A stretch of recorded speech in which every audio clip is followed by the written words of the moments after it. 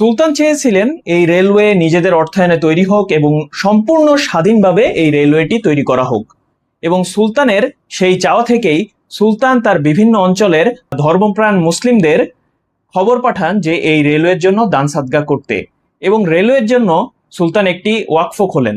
সেই ওয়াকফতে বিশ্বের বিভিন্ন প্রান্তের ধর্মপ্রাণ মুসলিমরা দান করতে শুরু করে। নারীদের দানও এক্ষেত্রে ফেলে দেওয়ার মতো নয়। দান থেকে পিছিয়ে ছিল না ভারতবর্ষের মুসলিমরাও। ভারতবর্ষের মুসলিমদের এই দান নিয়ে একটি কথা বা একটি কাহিনী রয়েছে।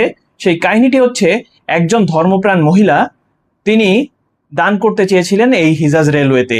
হিজাজ রেলওয়েতে দান করার সময় তার একমাত্র সম্বল তার কানের দুল।